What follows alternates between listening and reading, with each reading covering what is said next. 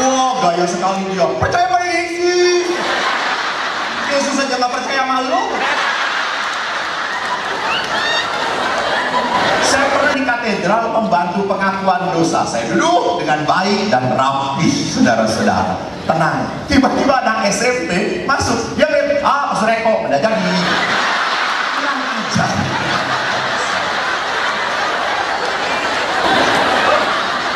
Mana Pak? Gereja. Lalu duduk di mana? Belakang. Belakang. Pasturnya khotbah. Amin, amin, amin, amin. Shalom. Selamat malam semuanya. Terima kasih banyak. Saya setelah 15 tahun yang lalu saya ke Batam jalan-jalan. Tidak ada pantun waktu itu. Tapi karena di sini saya disambut oleh pantun, lalu pastor tadi mengatakan pantun. Saya bisa pantun, pastor.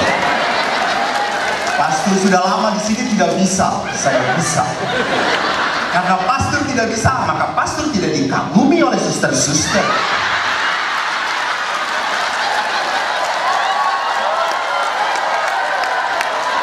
Pastor harus tahu bagaimana memikat hati wanita, suster. Belajarlah daripadaku. Buah duku, buah mangga, buah pepaya, buah rambutan, semuanya dijual di pasar buah coret.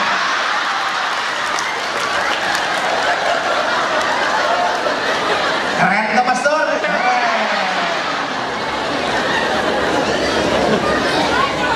Saudaraku yang terkasih, hari ini kita berbicara tentang hidup, bagaimana hidup dalam kerahiman. Teksnya ada di sebelah kanan apa kiri? Oh, kiri. Jadi teks bisa dilihat di sebelah kiri. Kalau Anda bosan melihat teks, lihat ke depan. Kalau Anda tidak suka lihat wajah saya, keluar dari tempat ini, silakan. Saya tidak keberatan karena Anda sudah bayar. Saudaraku yang terkasih, bagaimana hidup dalam kerahiman Allah? Saya bukan Bapak Stephen Lex yang begitu pintar tentang kerahiman ilahi. Saya bukan Pastor Rudy Wowor yang pintar sekali tentang kitab suci. Saya si Eko yang suka ngaco. Maka saya akan berbicara dari apa? Dari pengalaman. Siapa di sini angkat tangan yang pernah merasakan doanya tidak dikabulkan Tuhan? Angkat tangan.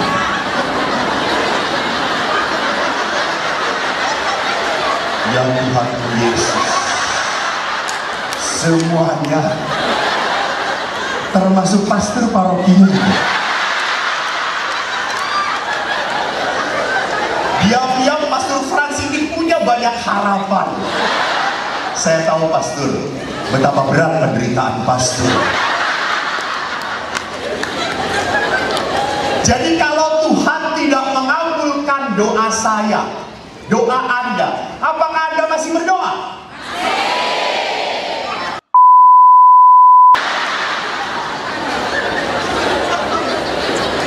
Kenapa Anda masih berdoa walaupun doanya tidak dikabulkan Tuhan? Kenapa? Wah, gaya sekali dia. Percaya pada Yesus. Yesus saja nggak percaya sama lu.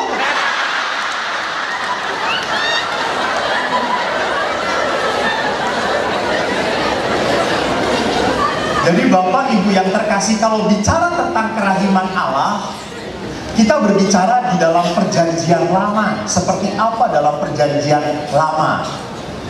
Saya mengambil kitab Mazmur.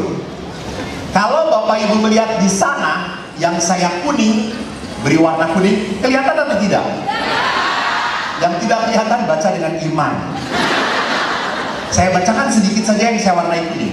Allah menegakkan keadilan, memberi roti, membuka mata, menegakkan orang yang tertunduk, mengasihi orang-orang benar, dan menjaga orang-orang asing. Semua kata kuning ini adalah kata kerja. Betul atau tidak? Betul. Artinya apa? Pemazmur mengatakan, dari dulu sampai sekarang Tuhan bekerja. Dalam bahasa Batamnya, Gusti ora sare.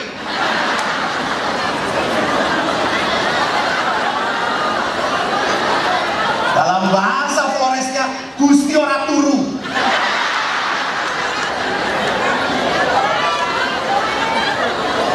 Dalam bahasa Batak, Tuhan tidak ngiler, Pak. Tidak ada Tuhan diam, tidak.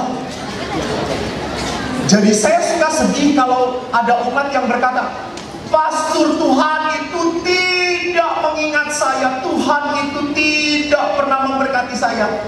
Salah, coy. Dari dulu sampai sekarang Allah itu menjaga kita, memberkati kita. Contoh, lihat, saya tanya, maaf, ini hanya pertanyaan yang tidak menakut-nakuti. Saya tanya saja, siapa umat di sini yang dari dirinya sendiri, dari dirinya sendiri, tanpa ada Tuhan, nanti pulang selamat? Siapa yang percaya dari dirinya sendiri? Kalau Anda mengangkat tangan, Anda sombong. Betul atau tidak? Kalau kita tidak pernah tahu kapan hidup kita selesai. Orang ngupil aja bisa meninggal di Afghanistan kena bom.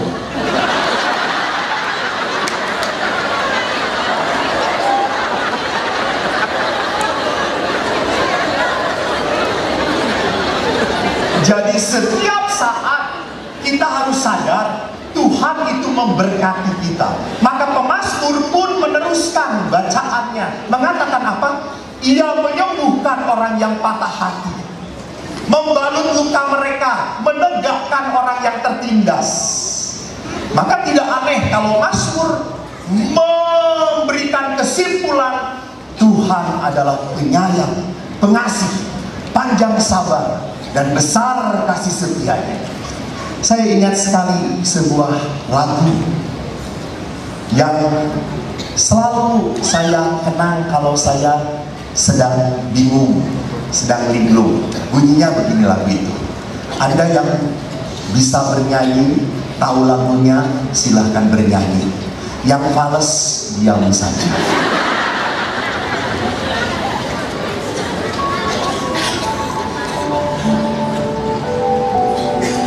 Lagu ini menggambarkan bagaimana Tuhan itu betapa menghargai manusia. Kasih setiamu yang ku rasakan lebih tinggi dari langit biru. Kebaikanmu yang telah kunyatakan lebih dalam dari lautan. Berkatmu yang telah kuterima, berkatmu yang telah kuterima, sempat membuatku terpesona. Apa yang tak pernah kupikirkan, itu yang kau sediakan bagiku. Bersama-sama siapakah aku ini, Tuhan. Jadi biji matamu, jadi biji matamu. Dengan apa kan ku balas Tuhan? Puji dan sembah. Lihat saudara-saudara, dikatakan apa? Siapakah aku ini, Tuhan, sampai aku jadi biji matamu? Anda tahu ada Nggak ada toh. Ini ada pisau, ini biji mata.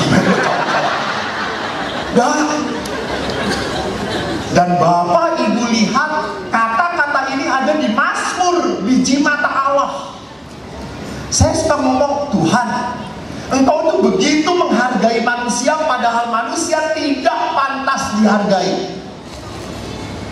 Coba kalau lihat, siapa di sini angkat tangan yang pantas diberkati oleh Tuhan? Pantas diberkati oleh Tuhan.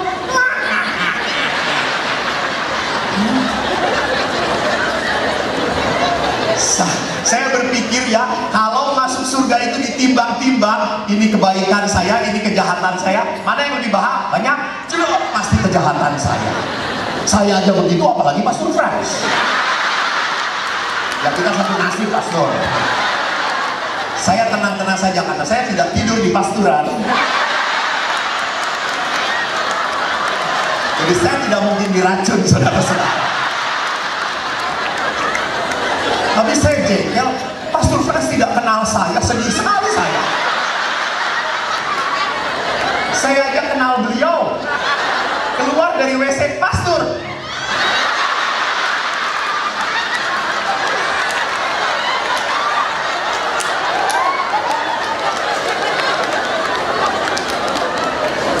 Jadi saudaraku, lihat, Allah itu selalu ingin mencintai kita walaupun kita tidak pernah layak untuk dicintai.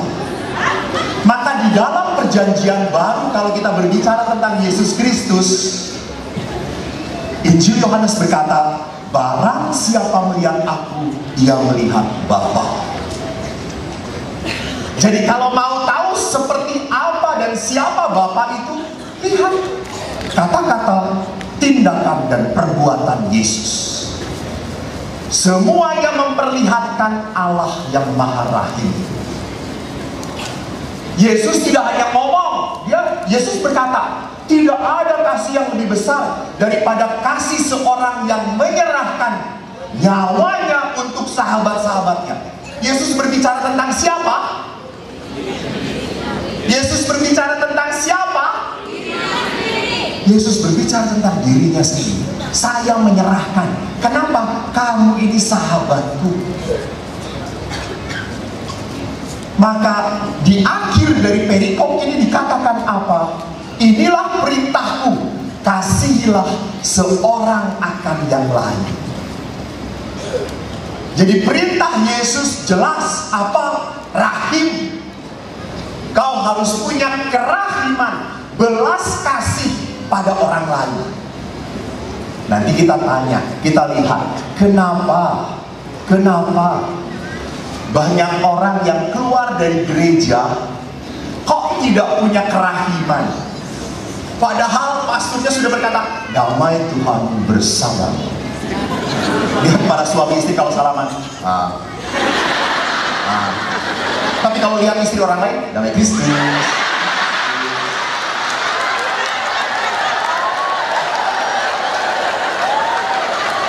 Saya tahu yang tertawa adalah yang seperti itu.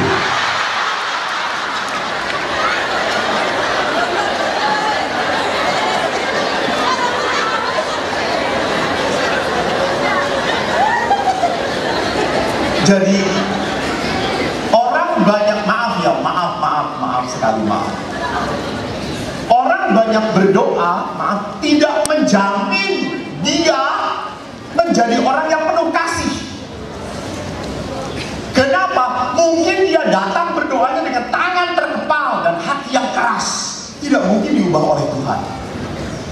Lihat saja datang ke gereja, tanya Pastor Frans sharing dengan saya dari hati ke hati. Bulan Januari 2020,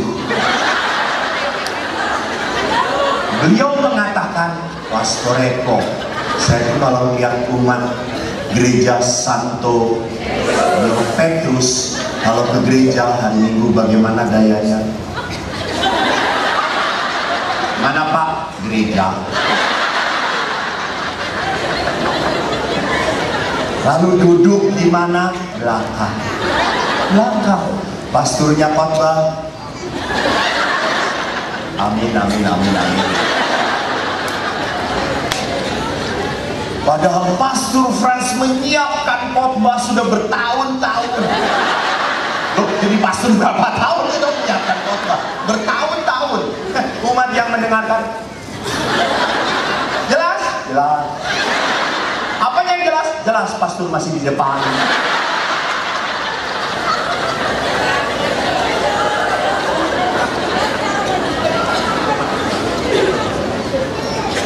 Tidak ada rasa sukacita, tidak ada belas kasih. Kenapa? Karena datang bukan untuk mau bertemu dan mendapat berkat dari Tuhan. Tidak, merasa hari Minggu ke gereja karena kewajiban.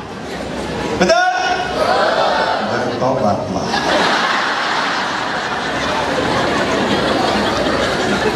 Wajib. Maka kalau wajib itu berarti beban. Tidak ada sukacita, tidak ada kedamaian. Yang paling sukacitanya setelah berkat penutup, akhirnya Pastor Frans selesai juga. Setelah berkat penutup, semuanya pergi. Hei, dimsum. Di Hotel Pasifik 80% diskon.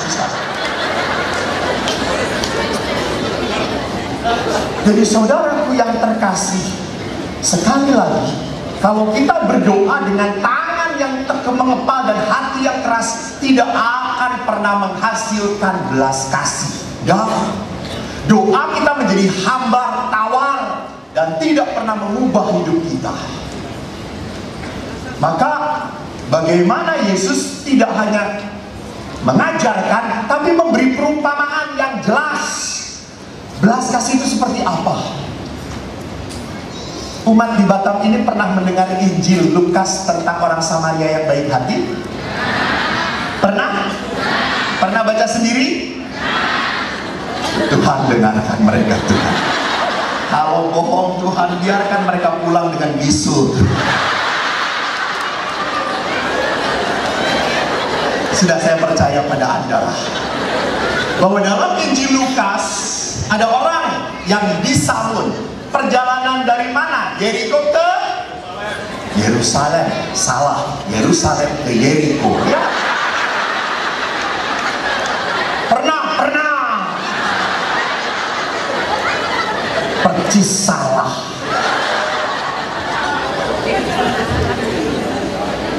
Dan di dalam cerita itu apa yang dikatakan oleh Yesus?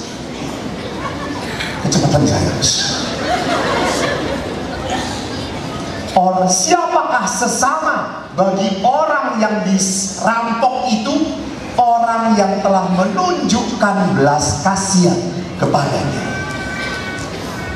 Jadi belas kasih ini tidak hanya menjadi kata-kata, Yesus memberi perumpamaan, apalagi Yesus menunjukkan hidupnya. Maka banyak sekali kutipan kitab suci yang bisa dilihat Yesus tergerak oleh belas kasihan.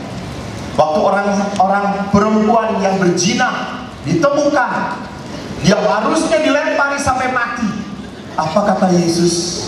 Aku pun tidak akan menghukum engkau. Pergilah dan jangan berbuat dosa lagi. Jadi Allah itu, lihat, sukacita, senang mengampuni manusia. Allah senang mengampuni manusia, bukan untuk mempermalukan manusia, bukan. Jadi Bapak Ibu ingat, di dalam gereja Katolik ada sakramen yang orang seringkali salah tangkap ya, sakramen pengakuan dosa. Saya dengar di Batam ini kalau udah mendekati Paskah dan Natal, penuh gereja umat mau pengakuan dosa. Terharu saya. Betul, Pastor. Iya, pastornya berkata.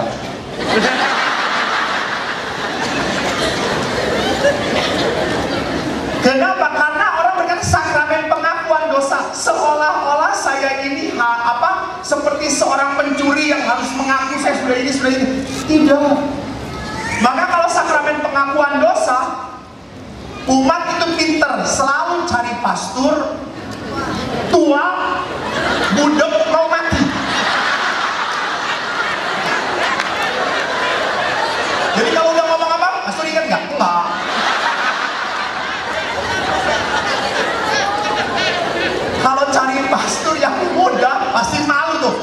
pastor ini ingat banget. Saya pernah di katedral membantu pengakuan dosa. Saya duduk dengan baik dan rapi, saudara-saudara. Tenang. Tiba-tiba anak SMP masuk. Dia bilang, Pastor Eko, udah jadi. Kurang ajar.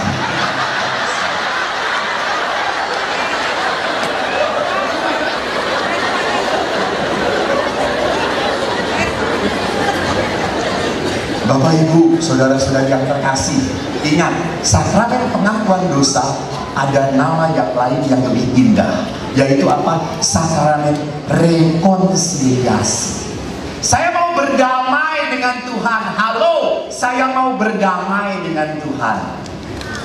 Tuhan itu mau mengampuni, kenapa? Bukan untuk mempermalukan saya, karena Tuhan tidak mau kehilangan satu manusia pun hilang dari surga.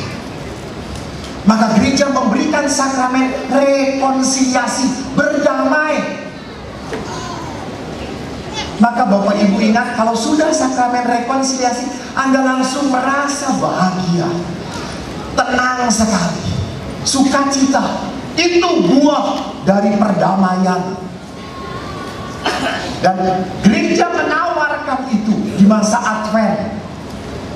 Maka tolong, masa Advent adalah masa untuk bertobat. Supaya saya mau dapat berkat dari Tuhan, ya harus berdamai. Ingat, kita itu selang. Di sini ada air mengalir. Ini kita kerja. Kalau selangnya, kerannya terbuka lebar, tetapi di selang ini banyak sumbatannya, mengalirnya besar atau tidak? Kecil. Bersihkan sumbatannya. Apa sumbatan yang membuat kita tidak diberkati? Dosa. Dosa. Maka saya berbicara kepada para pengusaha pun sama. Mengapa usaha Anda begitu seret tidak maju? Karena ada halangan. Ada sesuatu yang tidak membuat berkat Allah sampai pada hati Anda. Apa itu? Dosa. Karena Allah sekali lagi setiap saat menawarkan kebaikan. Kebaikan. Baik sekali. Seperti ibu. Saya sangat dekat dengan ibu saya. Ibu saya itu selalu melindungi saya. Sangat. Karena saya dianiaya oleh ayah saya. Mungkin Anda sudah tahu atau dengar di YouTube bagaimana menderitanya saya sebagai anak yang bodoh dari 4 bersaudara.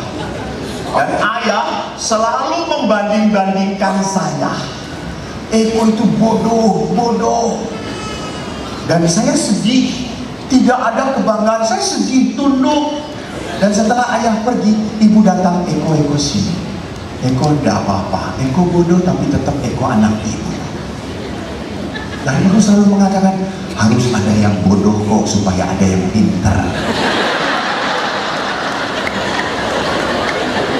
Lalu Eko berkata, kalau begitu Eko bodoh tidak apa-apa ya bu, tidak apa-apa, asal jangan selama-lamanya.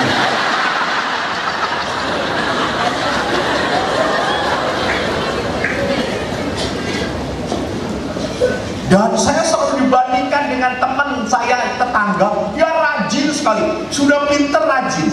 Kami di rumah tidak punya namanya pembantu. Dia pun sama tidak punya. Dia itu jam 5 sudah bangun, sudah bersih-bersih. Saya itu selalu dibangunkan oleh ayah.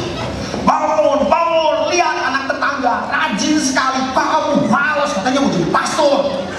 Saya jengkel tiap hari begitu. Sampai akhirnya kalau ayah datang, dia ada tetangga, dia ada tetangga.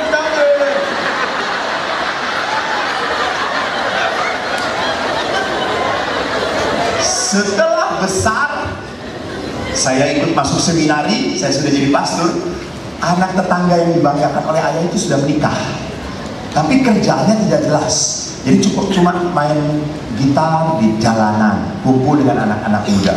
Saya datang kepada ayah, ayah, lihat anak tetangga. Gara-gara bangun jam 5, jadi kayak gitu.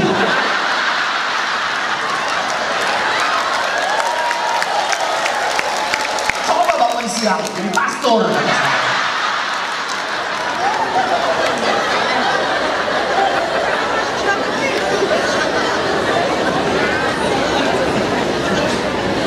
Jadi perhatikan di sana, seringkali kita tahu Tuhan itu maha baik, Tuhan itu maha kasih, tetapi tidak pernah sampai pada hati kita. Karena apa? Karena cukup banyak pengalaman-pengalaman yang menyakitkan. Maka nanti kita lihat bersama-sama di sini, mengapa banyak manusia sulit bersuka cita, penuh penderitaan, kepahitan, hidup dalam kecemasan, selalu takut. Saya seringkali didatengin oleh perempuan-perempuan yang sudah usianya 28 tahun. Pastor, tolong dong doakan saya, Pastor, supaya dapat jodoh, Pastor. Sudah ditulis di baju saya, diskon.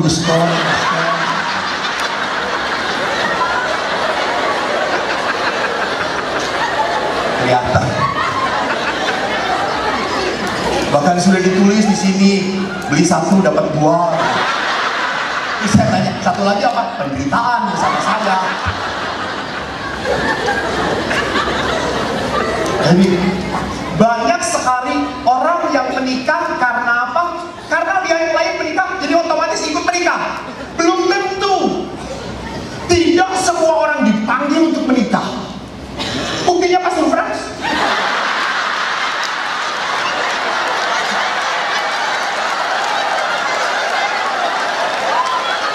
Saya yakin sesi kedua pulang.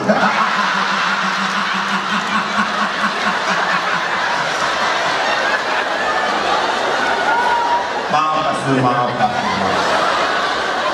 Ampunilah hambamu. Kalau Pastor tidak suka, jangan undang saya lagi. Pastor Fran ngomong, emang siapa yang nyuruh saya mengundang kamu?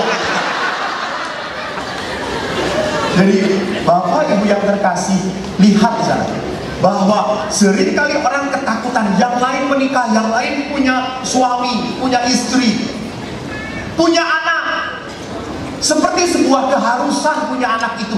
Hati-hati loh, anak itu berkat dari Tuhan. Anak itu bukan keharusan dapat dari Tuhan, enggak. Jadi jangan sampai setelah menikah Anda menuntut, Tuhan sudah kawin, mana anak? Nggak bisa.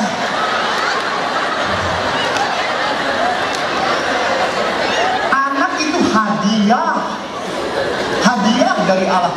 Dan Allah itu Bapak Ibu, nanti saya juga mengatakan, Allah itu Allah yang dahsyat, Allah yang suka membuat surprise, Allah yang penuh kejutan, dan Allah yang membingungkan.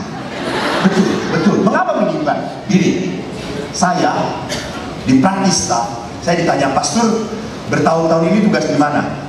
Saya sebetulnya 25 tahun bertugas di rumah retrek.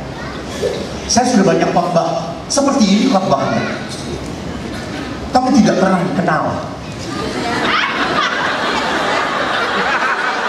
Rasanya ketawanya menghina sekali.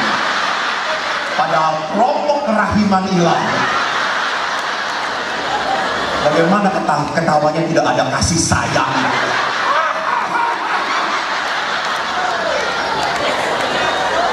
Nanti saya minta statusnya diturunkan kembali. Saya khotbah di rumah retret memang seperti ini gaya saya, tapi tidak terlalu dikenal.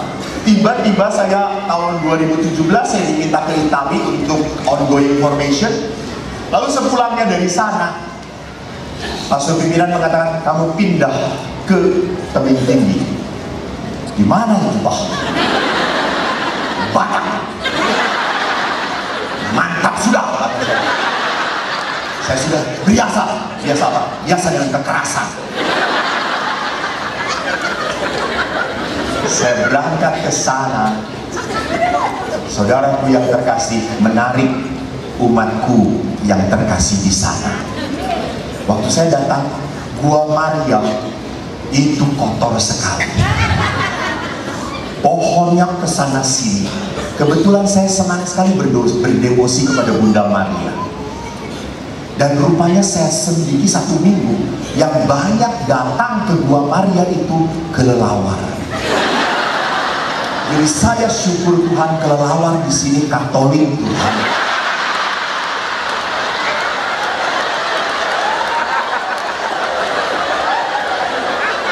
Dan seminggu saya lihat tidak ada umat satupun yang berdoa di Gua Maria itu.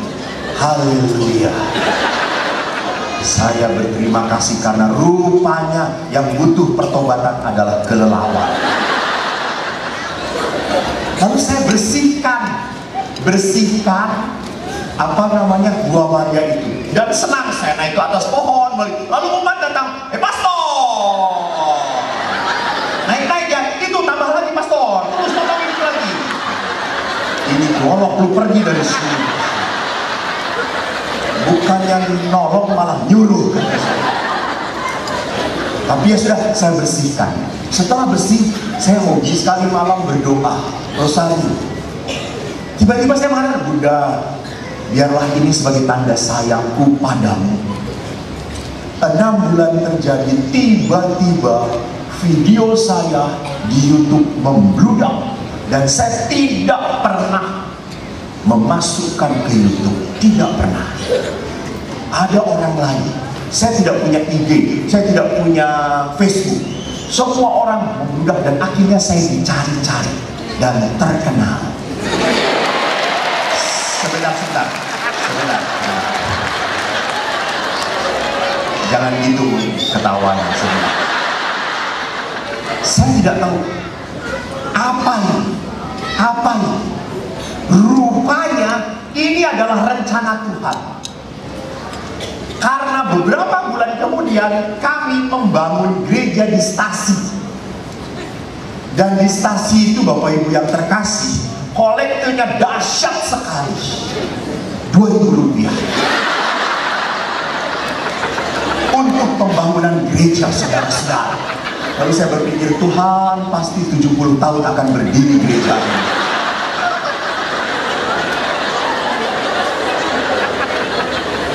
Akhirnya saya diminta oleh Pastor Parti, kok kamu sudah mulai terkenal, cari dana. Dan akhirnya saya kemana-mana cari dana untuk pembangunan gereja ini. Dan syukur pada Allah, sekarang sudah terbangun pasturannya, tinggal gerejanya. Jangan ketawa, nyumbang.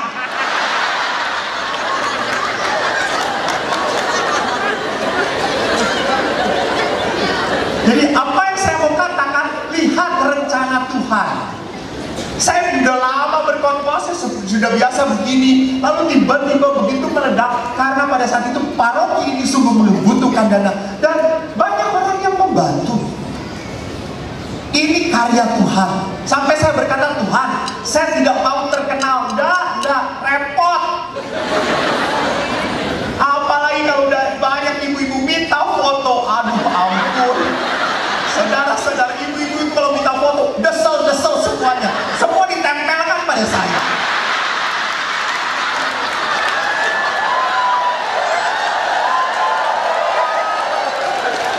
Dia tenang-tenang, hatiku gelisah.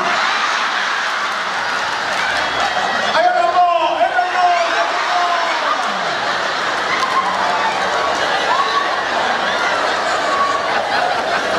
Maka biasanya setelah foto saya selalu, Tuhan ampunilah saya. Sudah berpikir yang tidak-tidak, Tuhan. Saya pikir ibu itu memberi persembahan, Tuhan.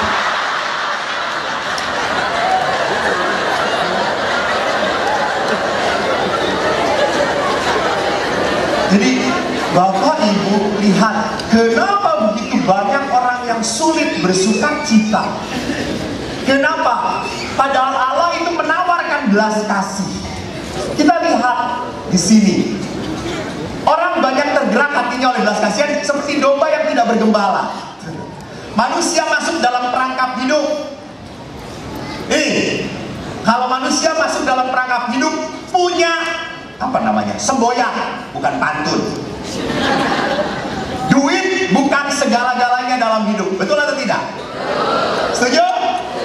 Tapi segala-galanya nggak akan didapat kalau nggak ada duit. Itu artinya duit adalah segala-galanya.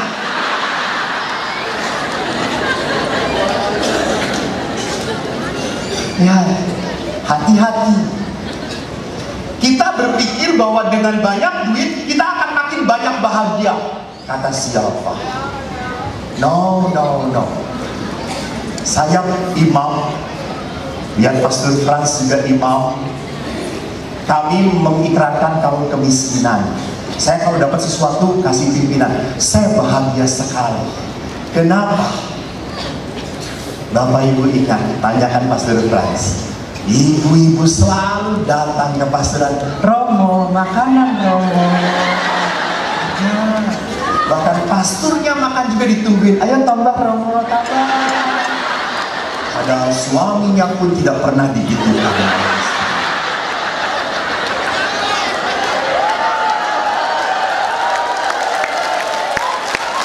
Perhatikan, yang repot cari duit suami, yang untung pastor.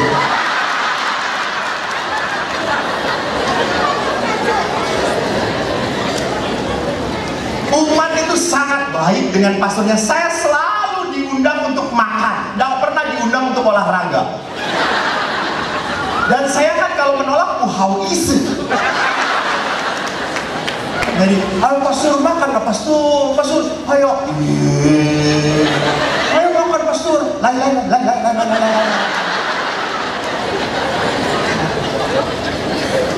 Dan mereka selalu tanya pastor sukanya apa. Aduh, cukyok. Ayam padok, semuanya diberikan pada pastor. Jadi kami tidak punya apa-apa, tapi kami menikmati segala-galanya. Bapak Ibu, saya jadi pastor. Saya mengikrarkan kaum kemiskinan. Tapi saya sudah 4 kali ke Yerusalem.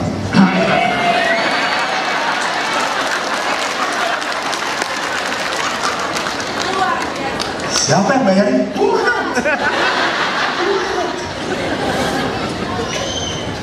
Jadi perhatikan di sana. Bu, jangan pernah berpikir kalau punya banyak uang kita akan makin bahagia. No, makin pening, makin pusing, makin takut kehilangan. Jadi apa yang sebetulnya ditentang oleh Yesus bukan uang. Yesus menentang apa? No, monyet aja kayak gini ya, baca. Duit nggak dibawa mati, tapi nggak ada duit, perasaan mau mati. Jadi kalau Anda sudah dihabisi oleh duit, tidak jauh berbeda dengan monyet ini. Pastor Frans ini tenang, walaupun kolekte umat di parokinya kecil-kecil, tenang, sukacita, bahagia. Walaupun punya umat yang pelit-pelit, bahagia. Jadi kebahagiaan, sukacita tidak boleh dikuasai karena uang. Sukacita itu bukan karena uang. Lihat di sini, kita mendapatkan perangkap hidup. Apa yang disalahkan oleh Yesus? Cinta uang. Saya menemukan gambar yang menarik tentang cinta uang ini. Lihat gambarnya. Kenapa babi? Anda tahu babi? Babi saya itu kadang-kadang ke stasi, tidak ada, maaf ya, WC. Jadi kalau mau ke belakang harus ke kebun. Dan di sana babi itu piaranya dilepaskan. Jadi kalau kami sedang nongkrong, babinya ho. Jadi saya harus bawa kayu.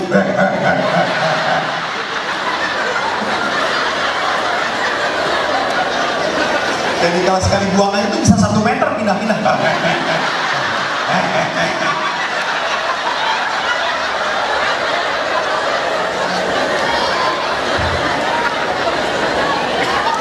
Dan babi itu memakan kotoran. Dan setelah dimakan oleh kotoran, babi itu dimakan siapa?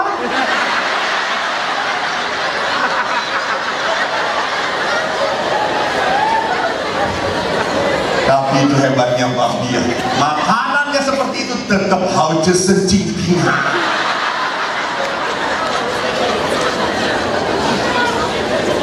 Mengapa? Saya baru tahu setelah saya lihat, babi itu tidak pernah kenyang. Setelah dimakan seperti apapun dikasih makan lagi, masih mau makan. Kerakusan. Tamak. Jadi tidak pernah bisa berkata cukup. Enggak. Dia selalu ingin lebih, selalu ingin banyak. Maka Yesus mengatakan orang yang mencintai uang ini yang berbahaya. Seorang bapak kemarin memberi kesaksian, dia baik hati. Dia ingin supaya istrinya bahagia, anak-anaknya sekolah di tempat yang baik. Bapak ini kerja keras. Dia kerja keras sampai seperti lagunya Kus Plus. Kerja keras bagai kuda untuk mencari uang. Ku rasa berat dalam hidupku.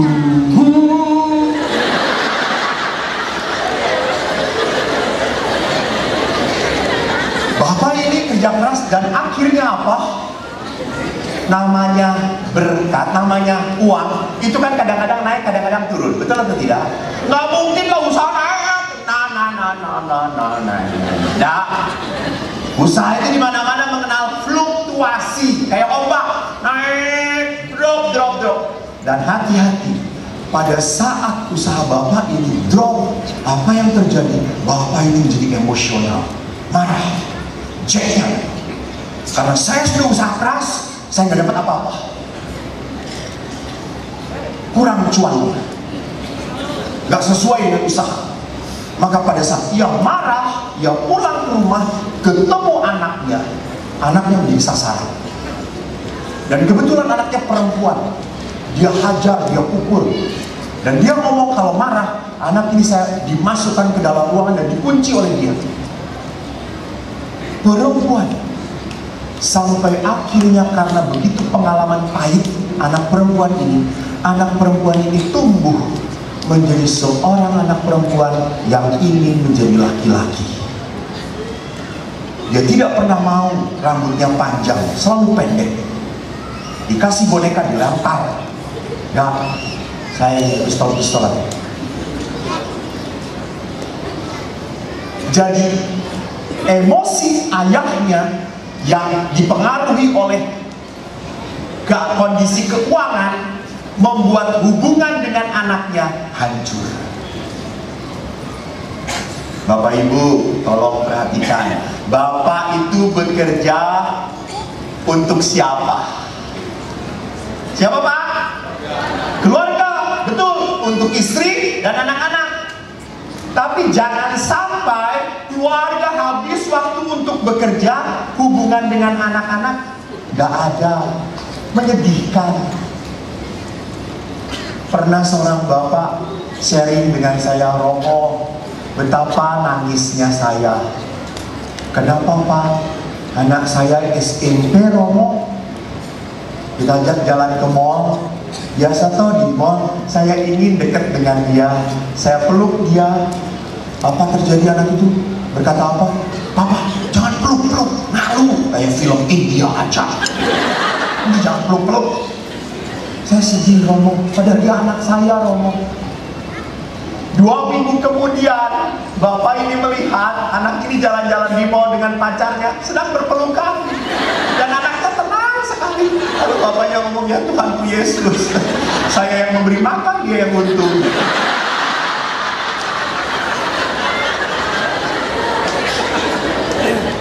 Mengerti maksud saya? Hati-hati. Dalam kehidupan ada waktunya. Maka pada saat anak Anda kurang dekat dengan Anda dan Anda kurang mengasihani, Anda nanti hanya akan menyesal. Jadi lihat di sini, uang tidak salah. Mencintai uang yang salah. Maka Yesus mengatakan, menarik sekali, akar segala kejahatan ialah cinta uang. Orang memburu uang sehingga menyimpang dari iman dan menyiksa dirinya dengan berbagai duka. Capek. Banyak orang yang ngumpulin. Saya suka sedih ke bapak-bapak tuh yang kerja keras. Setelah kerja keras tiba-tiba piansui. Semua duit. Piansui itu apa namanya? Stroke. cuma di kursi roda, diem aja gini. Semua duit yang dia kumpulkan hanya untuk beli tisu. Bu, Pak, ingat, berkat itu untuk dinikmati. Kalau orang tidak bisa menikmati berkat, maka orang tidak pernah akan bisa mensyukuri kebaikan Tuhan. Menikmati. Saya menikmati menjadi seorang imam, walaupun kenyataan pahit yang harus aku telan. Kemarin aku selesai memberikan berapa minggu yang lalu di Surabaya dan Malang 5 kali seminar dan KKR. Capek saya. Tiba-tiba di Malang, padahal hanya sedikit makan petis, sorenya langsung dol perut saya. Semalaman 10 kali pulang pergi ke kamar pengakuan dosa.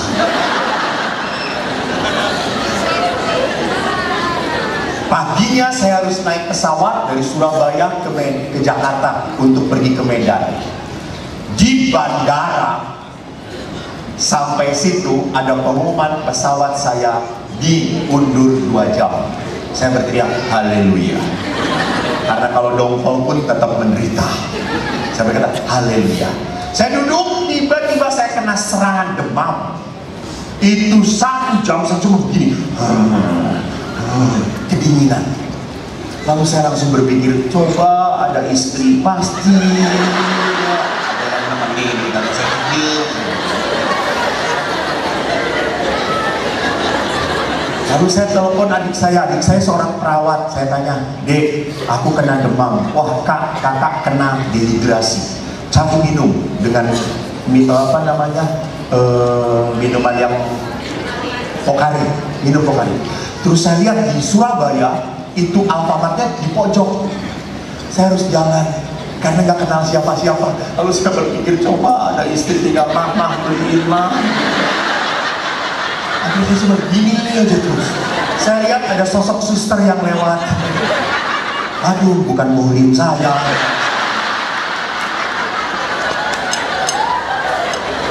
Saya akhirnya memaksakan diri jalan ke Alfamart. Dan setelah sampai di tempat Alfamart mau bayar, kasirnya kan lihat gini. Lalu kasirnya kurangnya, Pak, makanya malam-malam jangan banyak kebar, dugem. Kurang ajar, kata saya. Ini demam bukan karena efek tripping, kata saya. Apakah setelah itu saya menyesal jadi pastor? Tidak. Saya suka cinta, tetap. Karena apa yang mau saya katakan, pilihan hidup tidak pernah menyiksa orang kalau orang bisa menghadapinya. Maka sama di sini, karena mencintai uang, orang itu menyiksa dirinya dengan berbagai duka. Kenapa? Untuk mencari lagi, dan akhirnya tidak bisa menikmati. Cobalah ambil waktu untuk dia menikmati. Bapak saya itu adalah orang yang sangat sederhana dan pandai menikmati. Bapak saya tentara, pangkatnya tidak pernah di sini kopral. Hobinya apa? Jaga portal. Jadi kalau saya lewat itu kan di angkatan udara, saya kan kalau naik sepeda, sekolah naik sepeda, suka melewati kantor ayah sedang jaga portal. Saya berkata, ayo.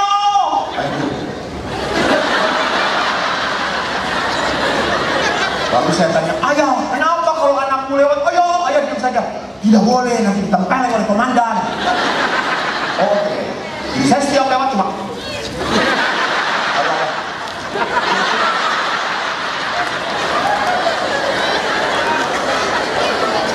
Ayah saya sederhana, tapi sangat menikmati kesederhanaan. Ingat, kami di rumah, kami hanya punya sepeda ontel. Tetangga kami kan rumahnya di kompleks.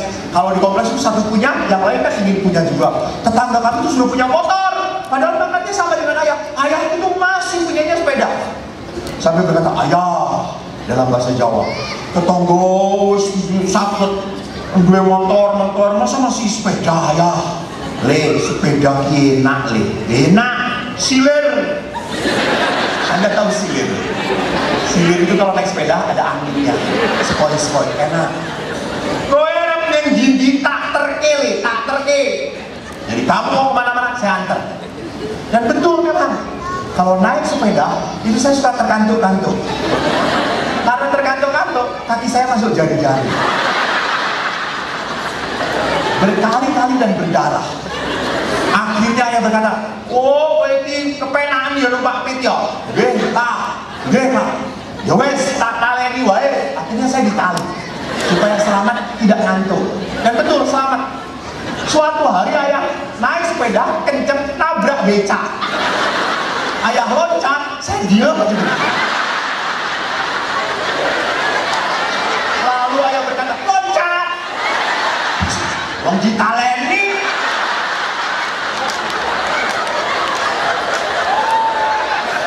Lalu ayah berkata, wah ini salah kabeh.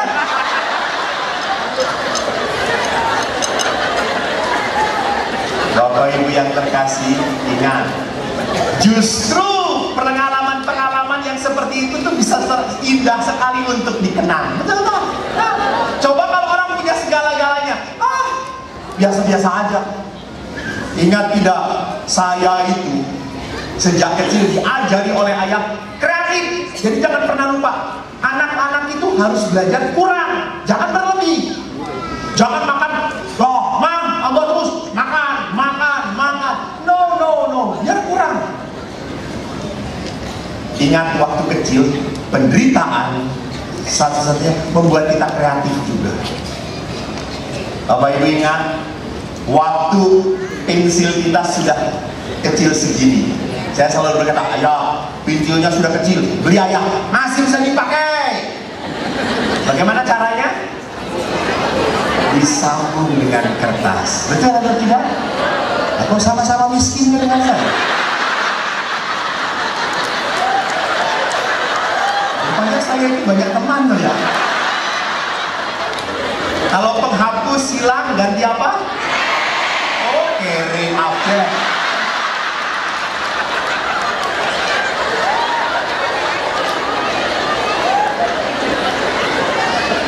Mengerti Bapak Ibu? Jadi lihat di sini bahwa justru orang pas-pasan tentang uang, dia menjadi kreatif.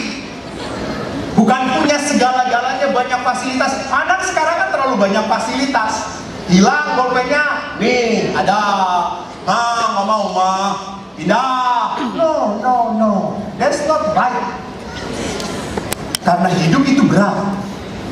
Saya nggak lihat berapa menit tadi. 10. Kamu ini begini, saya pikir menyerah.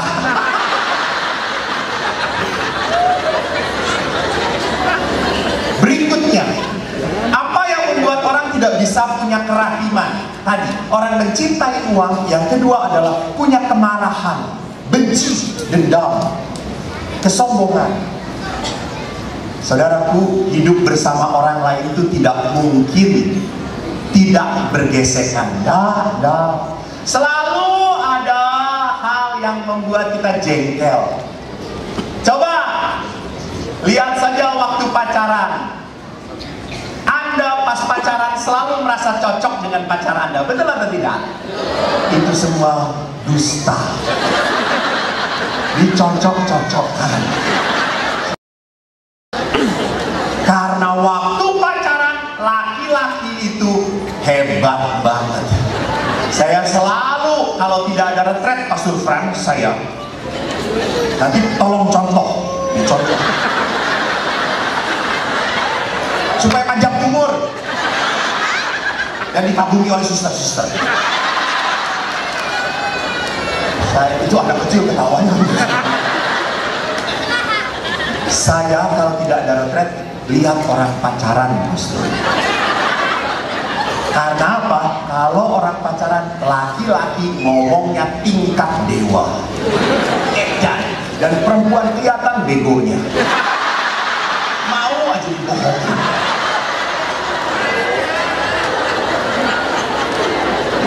Dan saya naik motor, Pastor. Di sana itu di Bandung ada namanya Puncul Daerah Dago, pacaran. Mereka juga naik motor, lalu berhenti, mereka dua pegangan tangan. Saya pegang knalpot saja. Sama-sama anak kata saya. Lalu yang perempuan kan ngomong kepada laki-lakinya, lalu yang perempuan, apa teteh? Ih, indah ya. Ya iya kan bersama teteh.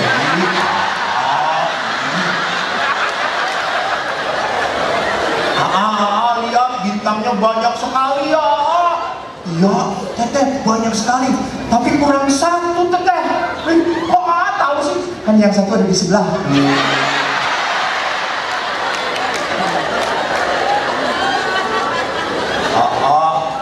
Kita tuh berada di sini, aku kedinginan. Tenang teteh, teteh pakai jaket aku saja. Nanti kedinginan, tidak apa-apa. Bersama teteh selalu ada kehangatan. Teteh lucu ya. Apanya yang lucu Ya waktu pasang jaket ke punggung teteh lucu. Apanya yang lucu? Apanya yang aneh Iya aneh. Kenapa ada malaikat tidak ada sayapnya? Perempuan begitu lah. I believe I can fly.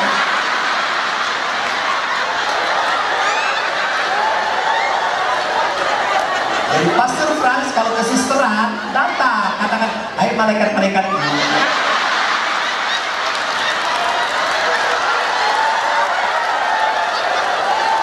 Kesusteran pastor menghadapi malaikat pencabut nyawa.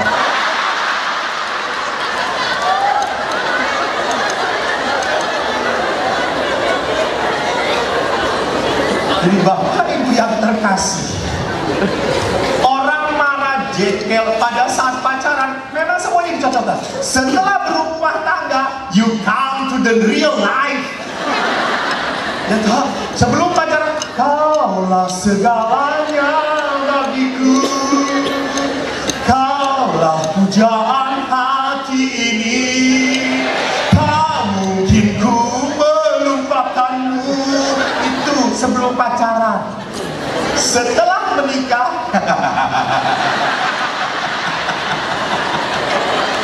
mungkin pada saat di kamar tidur, siapa lo?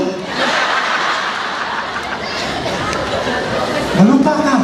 Lihat saja kalau sudah tua sama-sama, Pak, dingin ya, salah sendiri, sudah suruh bawa jaket gak mau, rasa no.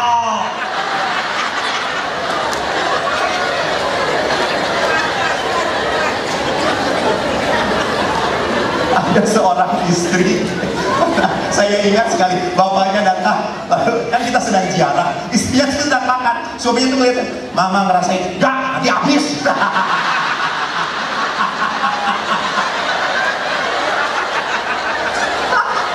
Lalu saya ngomong ke papa, kita beli aja yuk berdua. Lihat, menyedihkan sekali, tragedi. Kenapa? Karena tadi mungkin saling marah, saling jengkel, akhirnya hidup bersama pun menjadi bukan sebuah keindahan lagi. Banyak sekali orang menikah sudah mulai menderita karena apa? Tidak sesuai dengan mimpi-mimpinya. Betul tidak? Ya. Tidak sesuai dengan harapan. Romo dulu suami saya itu sangat menjaga saya. Wah, kalau ada yang melirik saya langsung dia begini. Apa nih? Sekarang Romo, saya dilirik orang, suami saya berkata, ambil.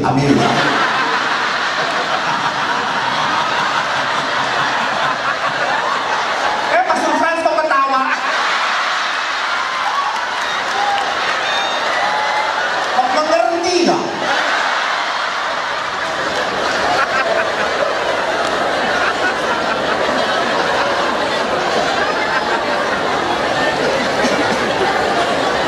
Jadi lihat, kenapa akhirnya perkawinan kalau diisi kemarahan, kebencian, dendam, akhirnya tidak saling merindukan lagi.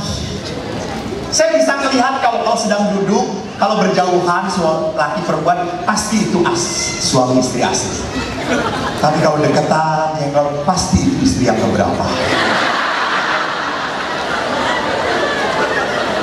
Tapi kalau yang lakinya sedang begini dan perempuannya sedang begini, itu pastor paroki dengan ibu WK pasti.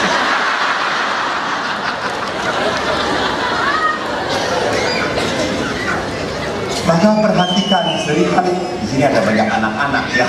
Saya tidak akan mencerita kalau begitu. Lihat, laki-laki itu pada saat lihat, saling melukai pada saat semua hanya isinya marah, dendam dan kebencian. Tidak merindukan. Kalau sudah berpegangan pun sudah tidak ada rasanya apa-apa lagi. Pernah seorang suami pegang istrinya lalu jalan begini. Siapa Pak itu? Karung.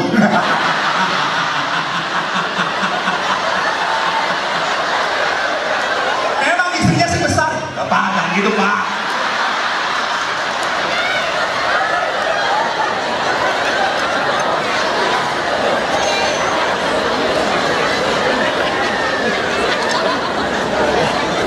Padahal Bapak Ibu yang terkasih, jangan lupa indahnya perkawinan. Saya cek dahulu. Bapak sudah berapa tahun menikah? 32 tahun.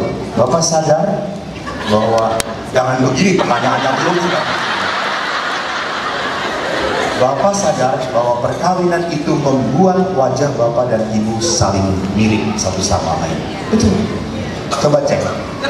Pastor jangan melihat ke sebelahnya.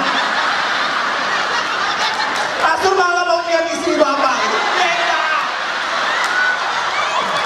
Pastor Frans ini terlalu polos.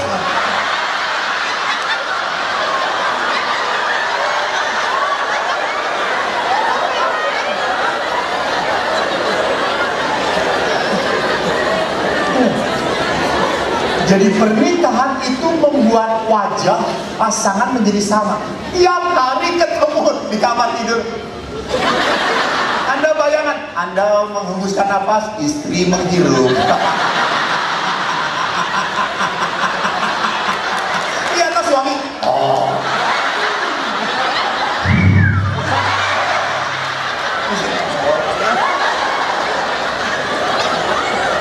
Membentuk karakter yang sama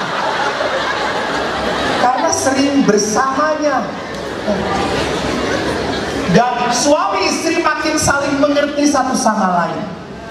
Dan saya suka sedih kalau kepada istri, maaf, suami istri, kadang-kadang istri yang sudah bertahun-tahun, 10 tahun menikah lalu sudah punya anak, suka ngomong pada saya, Romo, saya udah nggak mau begitu lagi ya Romo, sudah cukup, sudah ada anak. Loh, suami bagaimana? Udahlah, suruh jadi pastor saja. Kata saya, maaf, jadi pastor tidak terima. Karena istri selalu menolak untuk diajak berhubungan. Bahkan ada seorang istri berkata, Romo, saya sudah 15 tahun di pernikahan, 12 tahun saya diperkosa oleh suami saya. Aneh tuh ya. Karena suami itu lihat, kalau ada maunya langsung baik sekali. Minta jatah. Mau.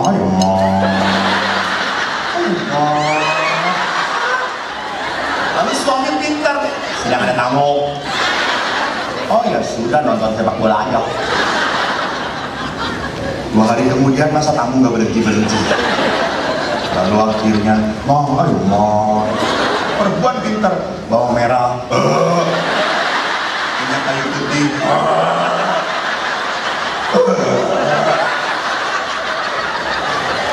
Suami ngebauin bau kayak gitu, kayak mayat gitu ya. Udah gak ada nafsu lagi. Ya udah pergi. Tapi 3 hari kemudian laki-laki sebelum mendapatkan pantang menyerah, coy, maju terus, pantang mundur. Mau. Jadi istrinya langsung, yaudah cepat.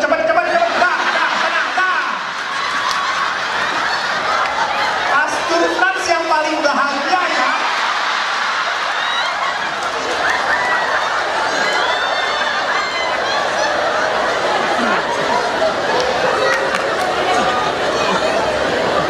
Ya kasih.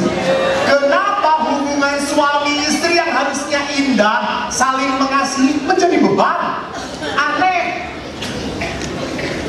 Karena apa? Karena hubungan seksualitas tidak dilihat dalam rangka kerjasama, tetapi apa? Manipulasi. Tetapi apa? Memperbudak. Salah.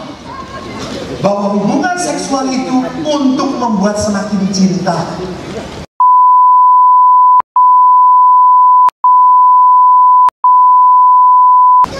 Tapi tolong jangan menafsirkan kata-kata saya ini salah tafsir. Ada seorang ibu setelah seminar saya, Pak, kata Romo Eko,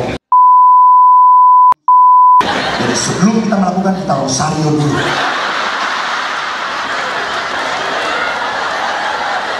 Lalu suaminya, istrinya, udah belum, udah capek.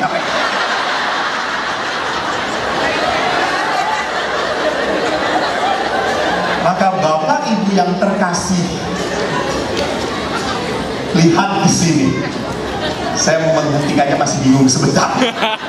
Dan yang saya mau katakan terakhir, bahwa di samping manusia diatur oleh uang, kemarahan, orang pun seringkali diatur oleh kecemasan, ketakutan yang berlebih.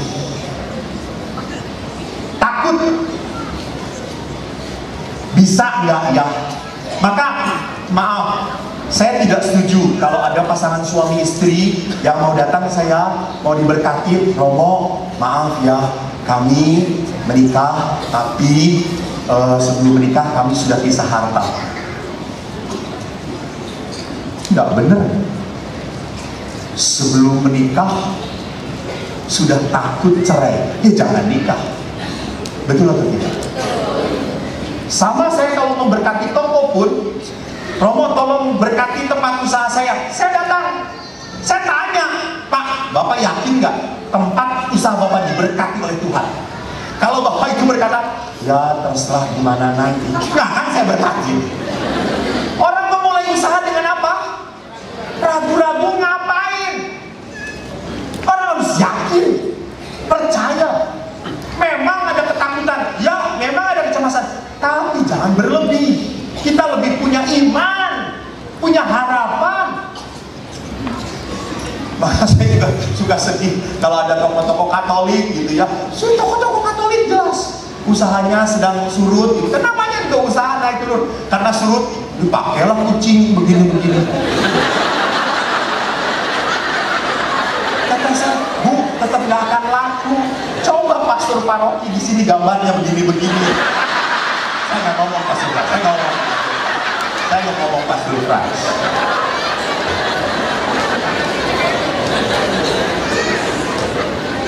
Jadi saudaraku yang terkasih, bagaimana ketiga hal ini saya akan tutup sejenak dengan mengatakan apa? Bahwa dalam kehidupan banyak sekali hal-hal yang tidak pernah sesuai dengan mimpi saya, tidak sesuai dengan apa harapan saya. Maka kita dituntut untuk hidup di dalam Tuhan. Hari ini kita bersama-sama mengadakan seminar bagaimana menumbuhkan iman Katolik supaya menjadi seorang Katolik yang penuh kerahiman. Dan salah satu yang membuat kita tidak rahim adalah kita terlalu mencintai uang kita. Kalau kolekte lebih dari 50.000, kita langsung mikir setelah ini pasti kita miskin.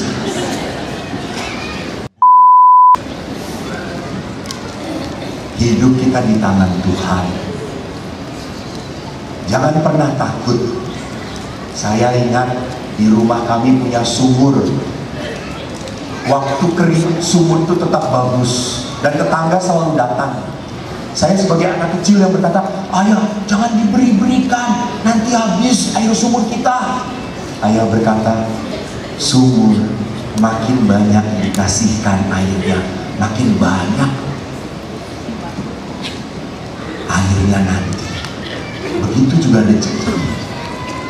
Jadi pada saat kita berani berbagi, kita mau berkata, Tuhan, saya tidak akan pernah menjadi orang yang penuh ketakutan.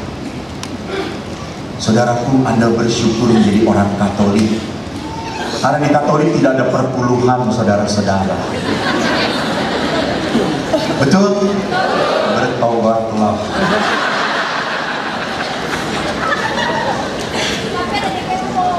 Justru perpuluhan di dalam kitab Perjanjian Lama itu mengajarkan orang supaya tidak menjadi orang yang rakus, tidak menjadi orang yang menyimpan, nggak belajar berbagi. Berkat yang diberikan Allah untuk Anda bukan untuk dihabiskan, tetapi untuk dijadikan berkat bagi sesama kita. Maka malam hari ini pun kita akan membagi berkat melalui kolekte yang akan kita edarkan. Anda memberi berapapun, walaupun Anda tidak rela, lakukanlah. Loh bener loh, kolektor itu selalu nggak rela. Betul, lakukan. Kalau Anda sampai tidak rela memberi kolektor Anda, berarti Anda betul-betul digerakkan oleh Roh Kudus. Terima kasih, Tuhan memberkati.